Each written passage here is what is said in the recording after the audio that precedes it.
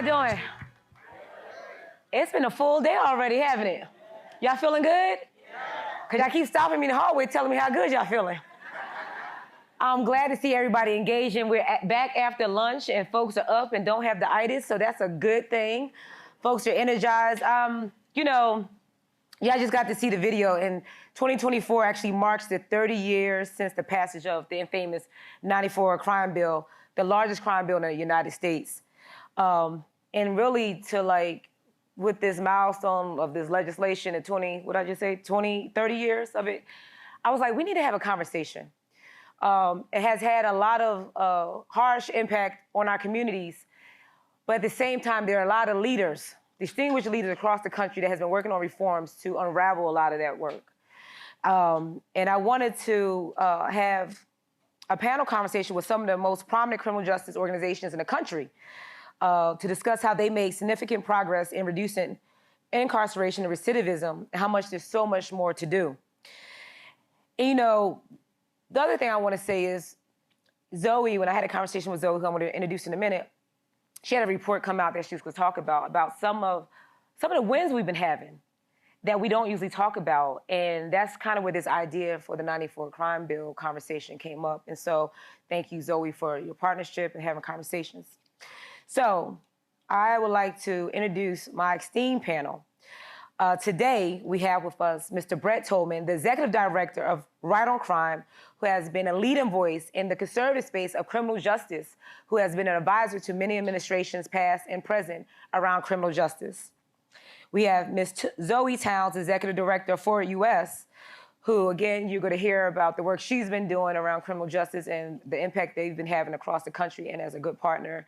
I'm just really excited, Zoe, about you being here. She's a new mom as well. Y'all give her a shout out. Welcome to Sleepless Nights. And then we have Lenore Anderson, the founder and president of Alliance for Safety and Justice, another leading organization doing criminal justice, and author for In Their Names. And she talks about the 94 crime bill in her book. And we have gifted the book to our participants as well. And then we have Mr. Nicholas Turner, president of the Vera Institute for Justice, who has been a leading voice as well in the criminal justice space. Where's Nick at? Is he on the front row? Oh, you over here. Okay, Nick. Oh, you're not sitting with your party. Didn't no one sit with you? Oh, okay.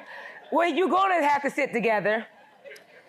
And then as you see, Brett and Daryl became twins. They were in the same shirt, so they coordinated. They really wanted to be in solidarity with this panel and see how we're united and not divided as they come up. Y'all just peep that. But Daryl Atkinson, not only the board chair for the Clean Slate Initiative, but also the founder and ED of Forward Justice, who has dedicated not only his life to unraveling this work, and has also been directly impacted by the 94 crime bill that he will probably talk about, who's going to moderate this distinguished panel.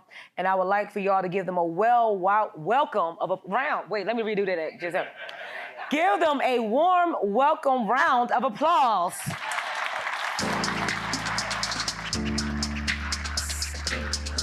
All right, we saw that video. I got a little bit triggered because I was convicted in 1996 of drug trafficking.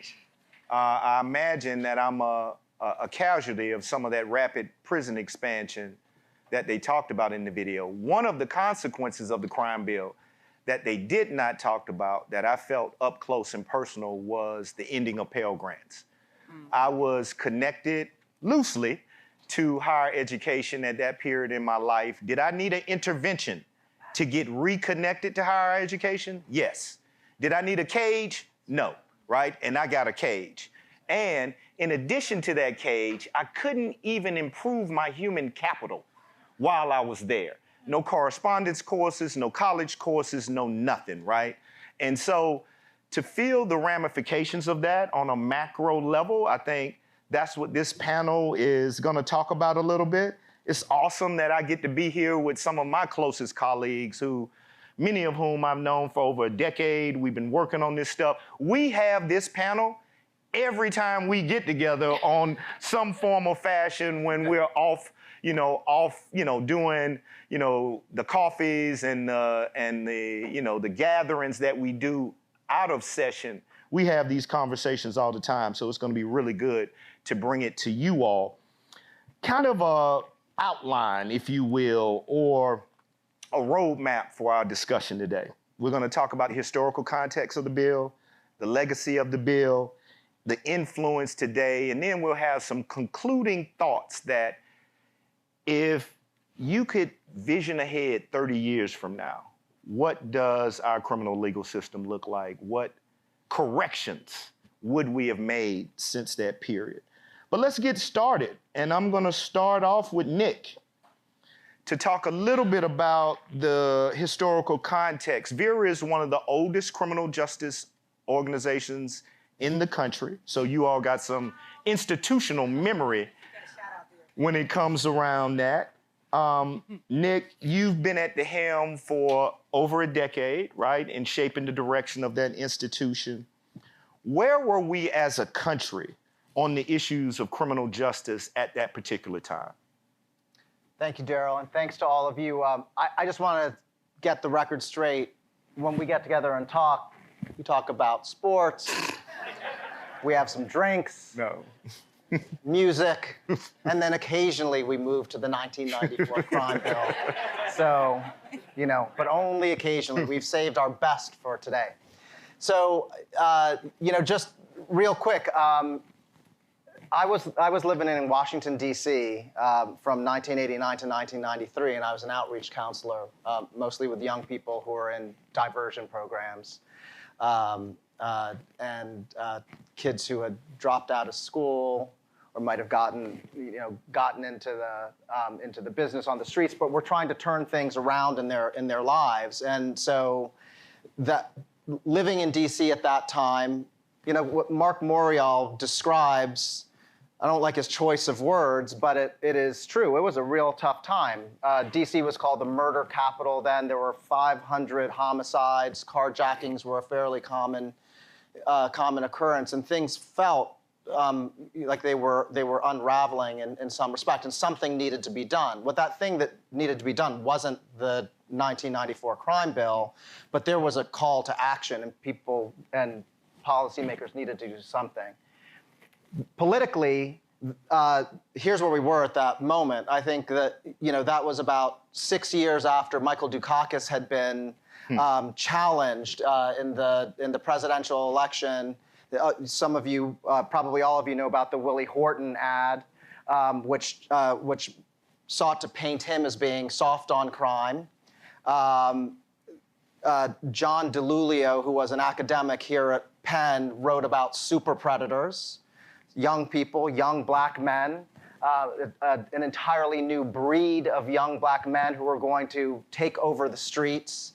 And so there was this vibration of panic and this othering that was really next level. And the Democratic Party was doing everything that it could to not be outflanked on the right by Republicans. And so President Clinton was in office, and he wanted to find a third way. And so he was going to make sure that he wouldn't be out-toughed in the way that Dukakis was. So that was like the cultural and the political setting for the 1994 crime bill. And it was a mean-ass time. Mean. That bill, just to talk a little bit about it, and to your point, Daryl, when that provision that abolished Pell Grants for incarcerated students went into effect, the number of college programs in prisons went from 750 to 8 in the span of 2 years, because that was the funding mechanism. Yep. We're going to talk later about why we are not in 1994 anymore. And that number is going to go up again because of the work of many people in this room who won the reinstatement of Pell Grants for people. We still have a lot of work to do to make sure that there's quality education in prisons. But that was one of the provisions. Other ones, like Mark Morial talked about, $10 billion in that bill to incentivize state legislatures to abolish parole and build prisons, but not to operate them. So states ran out of money pretty fast. 60 death penalty provisions. 100,000 police on the street. So it was a pile of nastiness, and there were a few things in there that people often don't talk about or don't associate, because what it was a Christmas tree. A lot of ugly ornaments, a few decent ornaments. The assault weapons ban, that was in there too. Attention to domestic violence after decades of that being treated as a family issue for people who suffered it, that was in there as well. And then more funding for research so that we could start to move evidence-based practices in the field. And I think the last thing I'll say in terms of its impact is, at that point, 1994 was the first year that we went above 1 million people incarcerated in prisons. It had been around 300,000 in the early 70s, so that work was already starting. The 1994 crime bill probably accelerated it. I think we reached a peak of 1.5 million. But I think that the biggest legacy of that bill was what it did in terms of politics and culture, and a national clarion call that told people that if you want to be safe, then we got to lock people up. We got to flood the streets with police, and we got to lock them up for a long time, and we got to put quite a few people to death. And that shaped the political dialogue for the next 15 years. We still see elements of that, but I think we have moved beyond that, and we'll talk more about that later. No, thank you. Lenore, whenever criminal justice legislation is in play, we typically hear that it's in the name or in the pursuit of trying to make victims whole or speak for victims. Can you talk a little bit about what survivors and how victims were portrayed to get a bill like this in place? Absolutely. So, Nick laid out some of the elements of that bill. The LA Times referred to the 94 crime bill as the most expansive and far-reaching crime legislation to ever have been introduced in Congress in U.S. history. And I think it probably stands to still be that in terms of impact. But it was only one, to your point, of 32,000 laws that were passed during that era of expansion in incarceration. The reason that there was such an extreme effort, you laid out some of the political history, but a slightly less known story is the moral justification for all of this was that it was in the name of victims of crime. It was to support, help, defend, and protect victims. At least that was the myth. Right, that was the myth that was told in state houses across the country. It was the myth that was repeated in the media, and it came from a very organized and sophisticated political movement. Right, this wasn't a made-up reality. This was a grassroots organizing movement in this country that was very conservative and very law and order, and focused on putting and kind of a marriage of convenience, if you will, between victims of crime who had microphones in particular and law enforcement bureaucracies. Right? So what happened in the 80s and 90s, and I'm from California, that's the birthplace of the tough on crime version of the victims' rights movement. It began in the 80s and 90s, and it took extreme steam in the mid-90s, in particular in response to some of the horrific incidents of violence that had gotten national media attention. So many of you may know who Polyclass is. If you're of a certain age, it's a name you really couldn't not hear about. In 1993, she's a white child who was horrifically murdered and kidnapped out of her own home in California. Well, that case became one that was particularly influential for Bill Clinton, who signed the 94 crime bill, right? So that one case, most definitely a horrific violent incident, had ramifications for the entire nation, and really sort of propelled this victims' rights movement across the country forward. The realities are, many of y'all have been victims of crime. We do have a criminal justice system that often treats victims terribly. Right, that's actually a fact, right? We have a justice system that continues to disregard the needs of most victims. But what happened in the 90s was that disregard for victims, the response to that was, well, then we need to build up these criminal justice bureaucracies, right? The proposed solution was to reduce rights for people who are convicted of crime, expand extreme sentencing, and also create courtroom procedural rights for victims for whom there is a criminal case, right? And that formula, that sort of legislative formula, let's expand rights for victims in criminal court proceedings and let's reduce rights for people who are convicted of crime, that became the political formula that really drove the law and order movement for 30 plus years in this country. It's really important, though, to stand firm when we say that that is a myth. Right, that is an absolute myth, this idea that you can incarcerate your way to safety for victims of violence. There's so many reasons that that's a myth, and I see a lot of heads nodding. Y'all know many of it, but I think it's really foundationally important to start off with the realities that most of that incarceration was not in the name of all victims. Was not in the name of all victims of crime, right?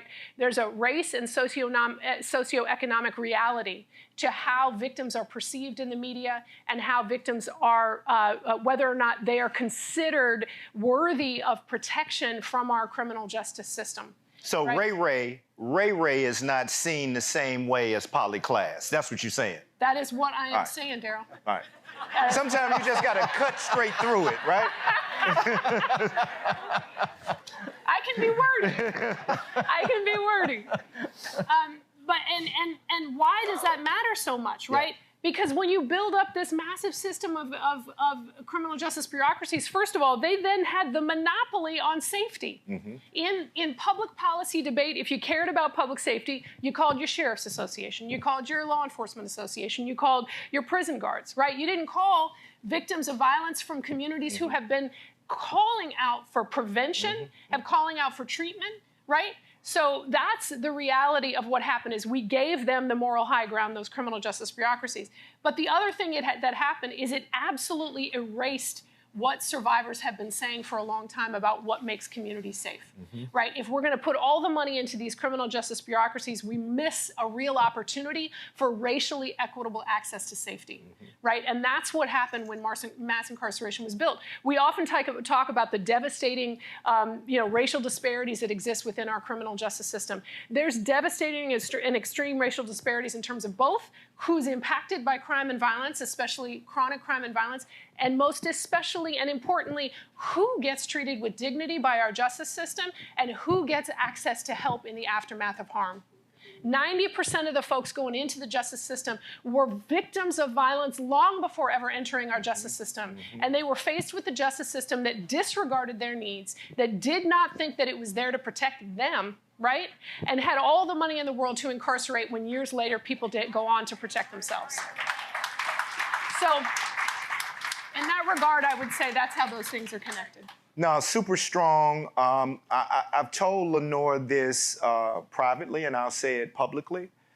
The work that she's done as a white woman, right, to really reframe what survivors look like. Their taglines, her and Oswald and Robert, when he was at the Alliance for Safety and Justice. If you really want to see the face of survivorship, you're really talking about a man of color between 15 to 35, right? That's victimization of what that looks like in this country, but that isn't what we set our criminal justice policy around in trying to make sure that those folks are made whole. Brett, I'm coming your way. You got a few different kind of life histories in this criminal legal reform movement. You've been a former prosecutor. You're now one of the leading voices on the conservative side around criminal legal reform. Can you talk a little bit about the context of what conservatives were thinking about at that time and any lessons learned from that period? Yeah, Daryl, thank you. Great to be with you all. First, let's just make some connections here that often don't get connected. Republicans and Democrats on either side have clean hands. Oh, absolutely. It has been one-upping each other for decades on we're going to show who's tougher on crime. But I want to go back to when I was in 1989 living in Detroit at 5 Mile and Gratiot. And I lived there for a couple of years. And I was the only white guy that I saw for miles. And that's a whole different story. But when I first got there, I got off the plane and I saw a young teenage black kid wearing a shirt. You remember those shirts that said, "Have a nice day," and it had the yellow face that's now the emoji on all of our phones? Well, it was that face, but it had a bullet hole in it, and it said, "Sorry we missed you the first time, come back soon." Now that t-shirt, to me, in hindsight of my life, represents a movement. I don't agree with them when they say that it was unintended consequences. I think they were intended consequences. And it was also retaliatory for what they thought was arrogance, or it was, they saw that t-shirt and it grew, it got publicity all over the country. And it saw the attitude. And you see it also now with Chicago a lot. You see this retaliatory mind frame that was established. And I'm here to tell you that was just as powerful as the kidnapping case and murder in California, or the case I prosecuted, the kidnapper of Elizabeth Smart, right? And look at how much attention that got. But it was also this notion of we were going to send a strong message by the government was retaliating against a cross-section of the population that it was afraid of. And I always say, if we are going to make policy based on anecdote, emotion, and what we're afraid of, we are never going to make good policy. It has to be based on data and what works. And I love what has been said. I mean, I steal all the stuff that these guys are saying. But my role is to bring conservatives back to the table in an honest way, to where they're actually willing to see the problems and see what's going on. I'll tell you an example. I fought when I was working in Congress, this is after I'd been a federal prosecutor, I fought to get the crack powder cocaine disparity down. And we had plenty of Republicans that were willing to do it. And if you don't know what that is, I'm sure most of you do. If you were in possession of crack cocaine, you were getting sentenced 100 times longer sentence than if you had powder cocaine. And I had people look me in the face and say that that wasn't racial disparity. There were no white people that were smoking crack at the time. So it absolutely was. Well, we're in negotiations and we're trying to pass, and I had helped draft the predecessor bill to the First Step Act called the Corrections Act. And in there, and the Sentencing Act, Fair Sentencing Act, we had fixing that crack powder cocaine from 1 to 1. So it was equal. And then it was conservatives that pulled it out. And I remember the conversation with Jeff Sessions in the room and several of the staff, and he wanted it to be 18 to 1. And Daryl and I were talking about how that's just a made-up number. They just pulled that out of their ass. Just made. And I remember saying, so it's okay to be 18% racist? Like, that's the message? Like, you can be 18% racist in your laws? That cannot be the message that we're trying to pursue. Yeah. So the history of this is important. You have to know the history, and you have to also know that both sides got it wrong. Yep. And if you do, then both of them can come together and they can say, okay, we can be part of the solution. First Step Act is embarrassingly modest. Embarrassing. It's touted as the greatest thing in the world, right? The greatest bill that we advanced, greatest prison reform bill since, the 94 crime bill. To me, it wasn't even the tip of the iceberg that needed to be changed. But it was literally the first step.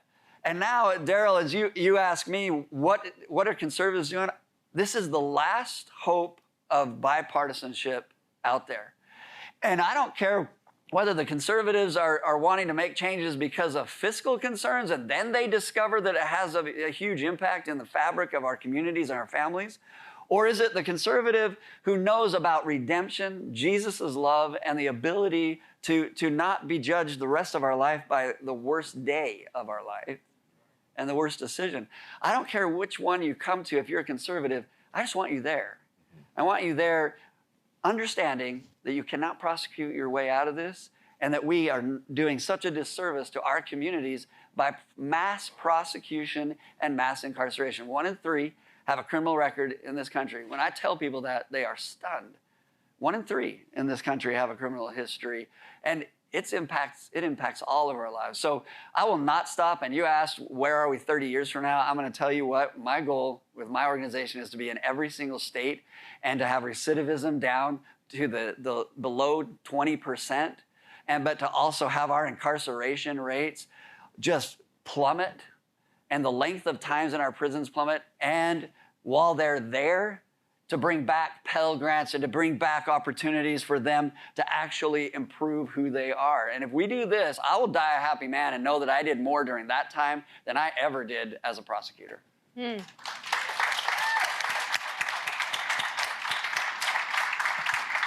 So we spent some time talking about the historical legacies of the bill. Now we're going to pivot to contemporary and what's been done, and there has been some progress made. In 2008 or 9, I think the high watermark of mass incarceration, we were about 2.3 million people in a cage. Zoe, some things have changed since that time, right? Can you lay out some of, I hate to call it progress because it's so modest, but we do need to claim, the steps forward that we have made. Can you detail some of those for folks? Yes, thank you. Hello. Sheena and Daryl have me on this good news tour. And so I'm going to start with some other sort of level setting just so I don't get the wrong reputation. America, we'll talk about the progress in a second. America is in a state of mass incarceration, right? We are not well. We are buckling under the weight of it. It is undermining the very social fabric, as Brett says, that actually makes us safe and that advances safety. We are a violent nation, state violence, community violence, family violence, at levels that are just unconscionable and unacceptable. We are poor. We are struggling under partisanship, right? That is polarizing us. So we're like not doing okay right now. But and also, hope is a discipline, and I've been practicing it recently by thinking about what we can learn about the last 15 years of reform and or longer than that, but the kind of outcomes that we've been seeing in the last 15 years. So since the peak of incarceration, the sort of the worst, the height, hopefully the height that this country sees in 2008, the number of people who are incarcerated in jails and prisons has dropped by 1/5, 20%. That represents 500,000 fewer people who are behind bars in jails and prisons today than there were, 15 years ago. That's a lot of people. That's a lot of family members who have not experienced that, right? Or are no longer behind bars. In that time, because of the reforms that so many of you in the room labored so hard on in state capitals and in Congress and in local DA elections, 40 million fewer people have cycled through prisons and jails because of those reforms. That's a lot of people. A lot of people. And so when we were kind of earlier on in this work, many of you will remember that there was a lot of kind of cautions that we were trying to be intentional about. We were in a lot of conversations then that were like, if we do this wrong, we will reduce incarceration and the number of people on probation and parole supervision will explode, right? If we'll just offset. And what happened instead is as we shrunk the incarceration rate and the number of folks behind bars, so too did we shrink the number of folks who are on probation and parole. That's down by 1/4. That's a big deal. Mm-hmm. It's not enough, but it's a big deal, right? We worried that if we do this wrong, these reforms will help white people. And those aren't the folks that are most or only white people or mostly white people. That hasn't happened. I mean, it has happened. There have been white people who have been helped by these reforms, but in terms of the people who are most harmed by incarceration have also most benefited from reforms, which is to say that the Black incarceration rate is down by 1/2. That's a big deal. It's not enough. This is still a country that mass incarcerates Black people more than anybody else, and it is also really important to know that we have dropped that rate by 1/2. Mm-hmm. So today, Black men are more likely to graduate from college in their lifetime than to go to prison in their lifetime. That is a low bar and also a reversal. That was not true a decade ago, right? And so I think that we can learn a lot from each other and from the fights, whether it's the work that, we've been doing, so many of us in Mississippi and Oklahoma and in Congress with First Step in these candidate elections that have been organized by formerly incarcerated people, by folks inside calling their families on the outside, go vote this way. Like, all of that has added up to a really astounding breadth of freedom that we have glimpsed. And it's not enough, because we're, for all the reasons I said, but I think that we can learn a lot about what we can do when we try. And we're living in these strange, pessimistic, I think, times where on a lot of issues, but also on our issue, right? There's a lot of emboldened opposition, and I think it's helpful for me, at least, to know that, like, if we stay the course, right? I remember going to a convening. I think Topeka was there. A lot of you might have been there a long time ago. Cut 50, right? And there was a lot of eye rolls in the room. It was in DC. A lot of people being like, "Oh my God, we're not going to cut 50." Well, we are halfway there, actually. A few years after the eye rolls. And so I just think that it's really important to hold on to what is possible. It is unacceptable, the level of of where things are right now, and also we can get there, and we've got to sort of peer our heads up every once in a while to see what's working and why it's working, and then do more of that and do more of that, and that's what I'll offer. No, that's awesome. Just a couple of finer points that I've learned from reading Forward USA's, and I would commend to everyone, please read their little bulletin. It's a quick little 6-7 pager. You can get some really key facts. But Black male incarceration down by over 30%. Black female incarceration down by over 74%. 1 in 3 Black males used to have a lifetime outcome of being criminal justice involved. That's now 1 in 5. Show me another multifaceted problem like climate change or education reform that have achieved those statistically significant results, right? We have to own that, because at one point, we thought of this as a huge, intractable problem that we could do nothing about. There are some things that we can do, and some stuff is working, right? Anyone, this question can go to anyone. Recently, we have faced some headwinds into that wave of reform that you were kind of articulating, Zoe. Can you all make sense of the rollbacks that we're seeing both rhetorically, politically, and in the foundation community? Probably about 5 years ago, would you say that was fair? 5, 6, 7 years ago, there was a huge infusion of new money into the criminal justice space, right? That money is drying up. It's constricting. People are backing away from this issue. Can you all posit as to why we're seeing these headwinds, both politically, in philanthropy, and culturally? We probably all can. Yeah. I'll take a stab. Yeah, anyone, and you all can all take a stab. In terms of like events over the course of the last 4 years, let's go back to we're 4 years away from the murder of George Floyd, and a level of intergenerational, multiracial protest against structural racism in this country, the likes of which I'd never seen before. And so that was a moment of great hope. And then a few things also happened in that summer. There was a spike in crime. It was post-pandemic. And so there was a rise in shootings and homicides, certainly in New York and certainly in other cities, but really all over the country. And I think for some of the public, that made people nervous. People are fearful. Everyone deserves to be safe. And fear is a lizard brain thing. And people just get worried. And then what the opponents of the work that we do so well is that they weaponized that. And they did the same thing that we saw with Willie Horton, or the same thing that we've seen characterizing remorseless T-shirt wearing young Black men as super predators, and ran hard on messaging that the spike in crime, which was, in my view, really about the result of the pandemic and the massive grief and economic and social distress experienced by communities, but that was all about the work that we've done. And I think that is still somewhat effective when it is not met with a different message.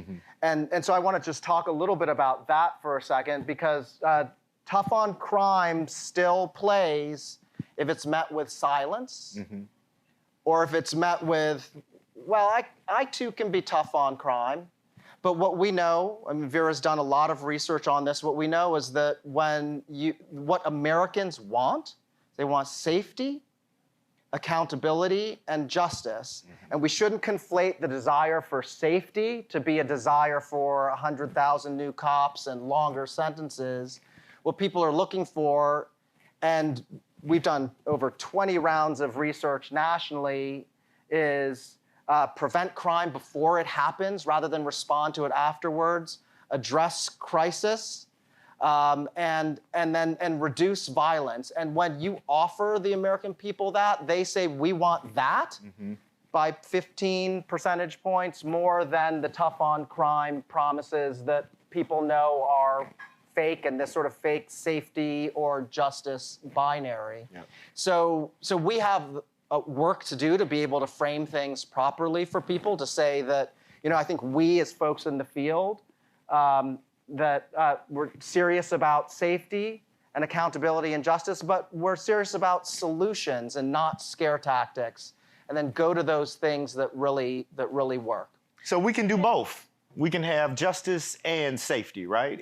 That's essentially what you're saying. And can I just want to say something, because you have been saying this for years. And it took a lot of us a long time to get there and to hear you. So I want to acknowledge that. Thanks.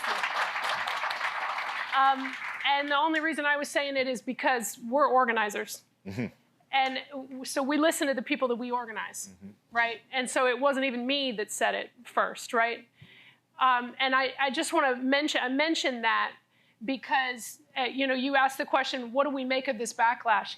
Well, look, every action has a reaction, right? And we got those wins because we organized, right? We organized everyday people to transform the public systems to make them accountable to the people, right? So we have to know that it is going to get a response, right?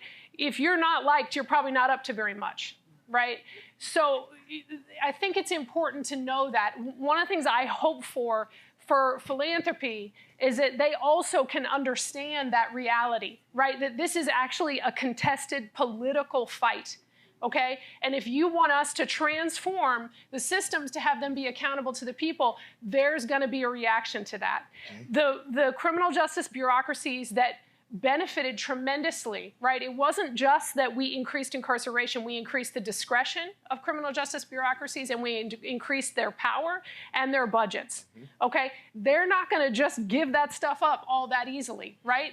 If we say what safety looks like is money for communities to have empowered say in what safety looks like, right? Resident empowerment is safety. Wellness is safety, right? That's where safety comes from, is from our communities, right? We're going to have to own that issue more than ever before. And I just, part of the reason I mention organizing is because for us, the message, yes, follows people, right? We have to have people who are organized in communities, who are able to vote in people who are going to support smart criminal justice and public safety solutions, and who are going to be able to be in positions of power themselves. We started 12 years ago, we started doing surveys of survivors of violence, victims of the most common crimes, who are never heard in the legislature, right, who don't have a voice in the traditional victims' rights tables, right? And when we were doing those surveys, the issue that kept me, when you say, what would make you safe, what would you have needed, right? Healing, trauma recovery, violence prevention, right? Re-entry, mental health, right? Over and over and over again, real redemption, right? that's what folks who have been the most harmed and the least helped will call for when you ask them. If we could listen to those voices, we would know already what public safety looks like, right? That's the solution. But we started organizing. We organized survivors of violence all over the country. Aswad Thomas is here, the head of our Crime Survivors for Safety and Justice program. We have 300,000 members across the country now. Wow. And so when we talk about what it's going to take in a moment of backlash, we are going to just go deeper with organizing, aren't we? Yep. Right? We're going to just organize even harder, organize even more, get more people out. And we're going to say, no, don't tell us what safety looks like. We know what safety looks like, right? And we listen to people who have been unprotected in order to determine where safety comes from. And I also just have to shout out, we have Ingrid here from Time Done. We got Time Done in the house. Because for us, when you organize survivors, you also recognize that people coming in out of the justice system are also survivors and who have been just as disregarded, right? So people with records have a seat at the table when we talk about survivors and have a seat at the table when we talk about safety. And sometimes you're talking about the same person in that one body. That's right. Right? They hold multiple identities. That's right. Brett, I saw your body language. You were a little bit triggered down there. You started shifting in your chair with that question. So I want to come to your direction on why, from your perspective, what's causing some of this backlash? Yeah, that's more of not having an ass, and it hurts it. But I will say messaging is so powerful, right? I believe there is a whole crew of tough on crime folks that they lost their moment, right? They lost their momentum. First Step Act came, changes came, the reform movement came, and it was bipartisan, and it crushed them. They went into hiding, right? Then messaging came out, and both sides that were involved, I think they started feeling like this is our moment. It's our moment. And they forgot that they're still just waiting. They're just waiting for us to make some mistakes, right? And so when Defund the Police came out, whether they accurately interpreted what that message was, all those folks that were just waiting were saying, see, you don't black the blue. See, you don't support them. See, you don't want to have safer communities. Because you need, and what did it do? It allowed folks on the right that were just waiting for their moment to all of a sudden, they got up, right? And they said, okay, see, look at the rise in crime. Look at the messaging that's going on. That's not what we want in our communities. And so in those conservative areas, they all retreated. And all of a sudden, when I walked in the room and I used the word criminal justice reform, it was like this. Former champions of ours that we worked with. So we had to really learn that we had to be on the substance perfect, and the data had to support it. And then we could go in and have a meaningful conversation with them. But that, to me, Daryl, is why also some of the funding dried up. I think funders want to get things done. They want to see bills passed, and you need both sides. So when they started to see this retreat from the right, and they're going away, they're like, whoa, am I going to sink a lot of money into this in that area where I no longer have the real vocal, Senator Mike Lee is a close friend of mine, and we have so many plans for criminal justice, changes and reforms that are so good. And he just said to me one day, this was a year and a half ago, he said, hey, it's really changed up here. We're going to have to put these on the back burner for a little while before we do it. So what did we do? We threw in the towel and we cried and rolled up in fetal position? Hell no. We got smarter and stronger, and we built our coalition stronger and smarter, and we just started attacking the policies. So like in Texas, for example, we got this mentality that came out of a 1994 crime bill, in my opinion, across the country that changed the culture of law enforcement and prosecutors' offices into one of punishment. Focus on punishment. So when we go into Texas and we see they don't have air conditioning in their prisons yet, they do not have air conditioning in their prisons, and I'm meeting with a legislator and he says, prison is not supposed to be good. And it's not supposed to be a nice place, and they're supposed to be punished. Well, what we do, instead of just sit there and argue until we're blue in the face, we actually get the data from somewhere like Oklahoma, and they hate to be compared to Oklahoma. And you say, look what happened in Oklahoma. Their incidents in prison went down their cooperation, their rehabilitation efforts, the programming increased, the staff stopped having incidents, health issues of both went down, and the costs went down. And oh, that was all because they implemented air conditioning. So in my view, I do have to, y'all have it easy. I feel like I got the toughest job in the country. I have to try to convince people that want to just punish, and they're conservative, and they think that their only mission in life is to punish a human being, and forever. And I have to show them that they are wrong. So I have to rely on data. And to me, Daryl, that's where we're at, and it'll change.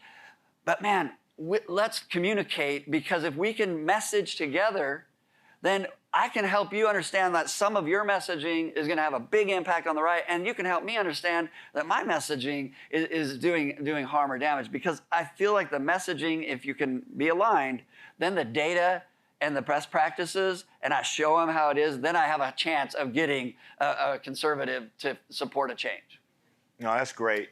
Zoe, there's an old adage that culture eats strategy for breakfast. And you change the culture, law and policy follows. I'll give you a perfect example from the LGBTQ space. Will and grace preceded marriage equality. The idea, the cultural idea that two people of the same sex could love each other actually happened before the court change happened, right? Even envisioning that. Culturally, you all been doing some work too around some of the stigma that comes up with people who've been convicted of crimes. Can you talk a little bit about that work and some of the changes that you've seen narratively about how we refer to people with records, how we refer to some of the tough on crime practices? Sure. I should say the work that we have done at forward.us was intended a couple of years ago to be a tool guided by and at the request of a number of leaders in the formerly incarcerated movement who have been calling for better narrative and better messaging and better language for decades. So explicitly, a few years ago, we helped convene a advisory council of leaders to talk about what can we do to try and move forward this effort to use better language when we are describing people who are impacted by incarceration, by convictions. There's been some progress, but like what else would be useful? And we talked through kind of the arguments that we were getting collectively as a group when we call up journalists and we say, hey, maybe just like in this story that you're doing on this reform effort that's moving in wherever, Texas, Louisiana, maybe don't just keep saying inmate, inmate, inmate, felon, felon, felon, felon, felon. And maybe just, let's person would work fine, and talking through some of the human being, mom, dad, sister. We were talking through some of the arguments that we got back from journalists, from editors, and some of those arguments, were about sort of like, we're not advocates, we're using the real word. Okay, well, I don't, whatever. And then a lot of the arguments that were difficult for us for a while were, we're using the neutral term. We can't advocate like you all are doing. We are being neutral. And so we designed a research project in collaboration with a bunch of people to try and ask the question, are these words neutral? They didn't feel neutral to us. They felt pretty biasing, but we didn't know. So we did a national survey. We actually did 2 national surveys and did qualitative and quantitative work. We did mock headlines and mock news stories and pictures of this person's is a mugshot. This is just a person's, school photo. All kinds of stuff to try and think about, are these choices shifting your audiences? And not surprisingly, not shockingly, they were by anywhere from 10 to 20 percentage points. You could give someone the exact same story where you just, Bergen County releases 1,500 people from the jail for, in the pandemic. Bergen County releases 1,500 inmates from the jail in the pandemic.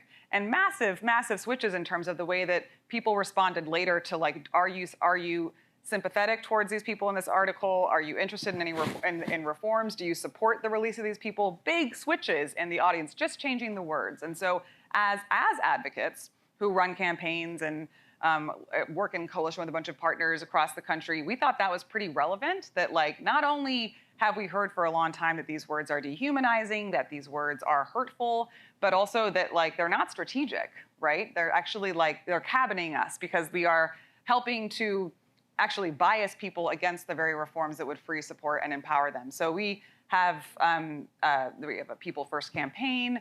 We were targeting mostly media just a couple of weeks ago in a super ironic series of events, weird timing. The same week as the Trump conviction came down, the AP finally changed their style guide and said we're no longer going to be, in that style guide talking about folks as felons or inmates, but we're going to be using person-first language. That was wonderful. And then the next day, the headlines everywhere were felon, felon, felon, felon, felon, felon. Yeah, that's why I was tweeting out, isn't it impacted person, or, isn't it? Because all of a sudden we just threw the rules out the window, right? Mm-hmm. And it's also applying to Hunter now. Right. Now they're using the same thing. Right. So, it's interesting because in this conversation, which is these last 2 weeks have been so muddy and strange and messy on labeling and language and who's in which side of the two-tiered justice system and what's going on here with these former presidents, presidents' sons, all this stuff. And I think in talking about culture, there is a reason why the Republican presidential campaign decided, I think, made a decision over the course of the last 10 days to have a whole messaging campaign. Trump surrogates go out and talk about, this is a two-tier justice system. This isn't fair. Yeah, I know. I'm watching it just going, oh my gosh. By the way, Trump released 30,000 people under first step. These are the things that are coming out from Trump surrogates, right? The message of the week, or at least one of them, was criminal justice reform, we are the party of it. And that is also doing all of its own culture in this moment. Whatever you feel about that is doing work right now. And in the wake of the Hunter Biden conviction, a lot of prominent Democrats said, law and order, the system works. This shows that the president will not commute the sentence of his son because it works. And so these are just like choices that political parties are making, and they're making them because of what they're hearing from us, that what we want and what we think is most strategic, and they are getting it wrong and not getting it wrong, whatever. So I just think that to me those are all cultural moments. No, I think this is tremendously important. I remember just like on a super micro level, Dorsey Nunn calling me up. They had an annual backpack giveaway. Dorsey Nunn, he's former director of legal services where prisoners were children, founded All of Us Are None, formerly incarcerated-led organization. They would have a backpack drive every single year to give backpacks to children of incarcerated parents, many of the folks who they knew in San Quentin in the prisons all across California. And it would be covered. Felons give school supplies to kids. Stepping all on the good work that they were doing, right? Minimizing the contribution that they were making to their communities by labeling and leaving them frozen in amber by a single moment in time. That's the micro. Now zoom out to the macro and think about the history of this country. Whenever, and this is where I actually believe in our brighter angels, and I think this is proof of it. For us to debase a group of people, we have to debase their humanity. We have to make them less than. Yeah. Throughout the history of this country, through the language, through the depictions, through the cultural images that we would have of groups that we wanted to oppress, we had to make them less than human because our human interconnectedness will not allow us to treat people that way. We have to make them chattel. We have to make them less than, right? So this language, this cultural component is critically important because we have to be one-to-one in seeing our humanity one to another. And that's how we refer to each other. That's the images that we produce of one another. They all have to be rooted in humanity. we got some time for audience Q&A. I think someone's walking around. Oh, the CEO. We ain't got nobody else to do this? The CEO is walking around. I do it all. Listen. You do it all. I like to be in service of my people, for real. I did want to piggyback off Zoe. Because I had a question actually for Brett. With our former president now being convicted of a felony and our current president's son being convicted of a felony, and folks throwing it around, I guess I have two questions. One, what is the opportunity right now to have a real conversation? Because it's very offensive to the people who do have these convictions out here.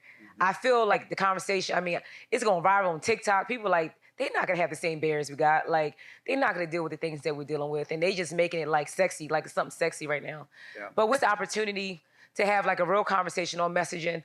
Alex, I don't know if Alex is in this room, but Alex said something, she's somewhere, but Alex said something to me. I don't have my phone to quote it, but she had sent me a Slack and was like, this is just really a moment where someone who had the highest office, no matter how you feel about President Trump, who was the president, where they are now just referring him to as a convicted felon.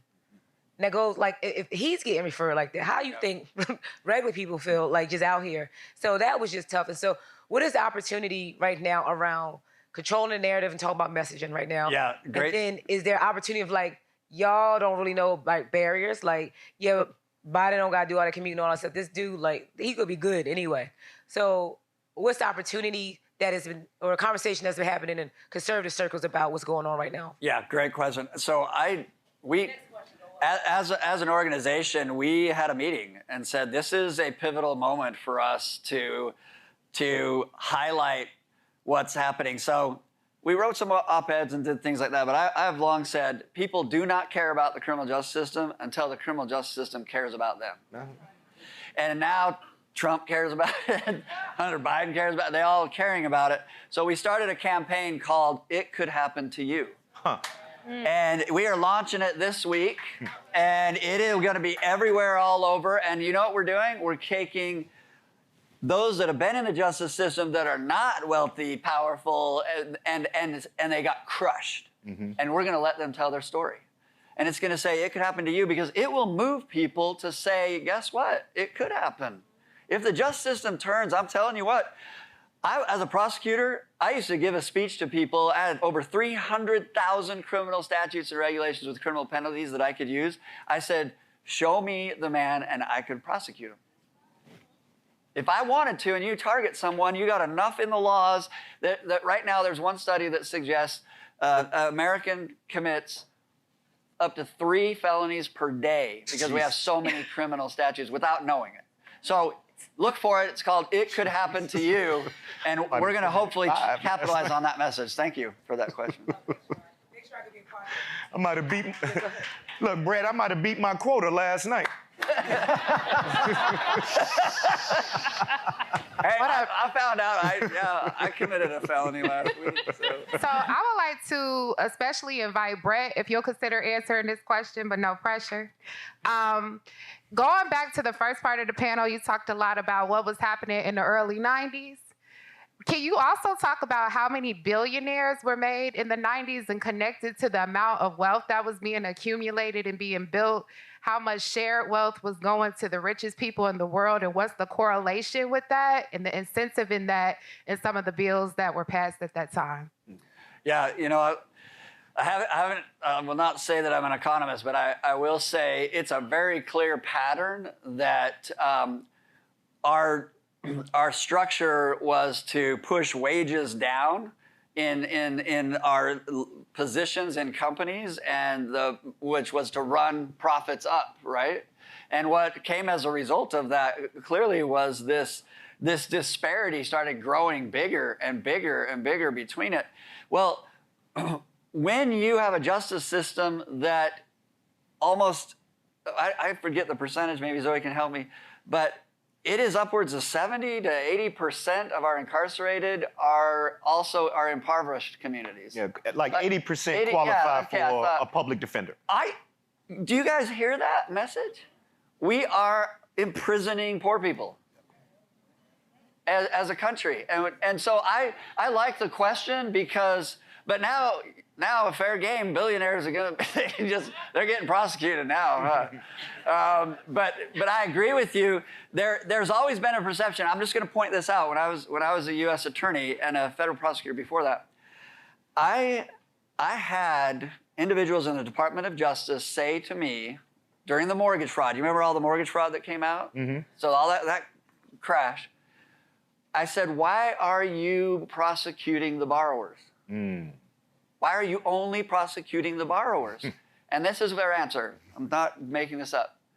Those are the easiest cases. It's very difficult to go after the executives of the mortgage companies who, by the way, were allowing those stated income loans to go through that was then causing the prosecutions across the board. So I've seen it firsthand, and I've pushed up against that, and it is a wall and a barrier and a moat and a fence. So we have to actually destroy all that first, and the way you do it is you have someone in the Department of Justice that says, sorry, I'm going after the lenders, and I'm going after the executives that set up these policies that set up all these borrowers that are now in prison. We got about 20 seconds, if we can get it done in 20 seconds. It's on. My name's Kathy, and I'm from Florida. And despite that, I still have a question for the man with the hardest job in America right now. Well, the questions for me. How do you, knowing the environment that we're in, and with the people's sources, mostly conservative sources of news, of Newsmax, Fox News, and OAN, how do you give them facts and data when they don't like to listen to facts and data? That's a good question. I don't do it through the media. I know, but how do you counteract people that are programmed like, oh, my dad? Yeah, understood. Here's how we approach it. In the room, I want people that actually have been in the trenches. So if I'm gonna talk about incarceration, I want people that have been incarcerated, people that have been guards, and that are all with me on a policy change. So you put the right people in the room talking to these individuals, and then you bring that data to them. And I'm telling you what, despite all that we've said, and I'm joking about the hardest job, right now we're in 14 states, and I have governors calling out and saying, what do I need to do to fix our justice system? Give us your recommendation. I've got city council that's reaching out, members of the legislature. These are all conservatives saying, we want to hear from you, because they're a little nervous to hear from anybody else. So what I'm trying to do is grow my organization to work with you all so that we can be the ones that they will actually listen to. And they don't know that we're actually pursuing the same policy, right? I mean, Van Jones, Jesse Jackson, myself, we were all working on the First Step Act, but I used to call her up and say, Jessica, please don't come to this meeting with me. Mm-hmm. or I would say, Van, don't go on TV and talk about this, because I'm going to use that with some conservatives. That's why I just want us to coordinate, because then I think we can get them to listen to us. And hopefully that changes. So then it doesn't matter whether we're on the right or the left, or we're black, white, or brown, that we're actually human beings trying to solve a problem. I think that's an appropriate way to sum up this panel. If we could all give folks a hand for their contributions.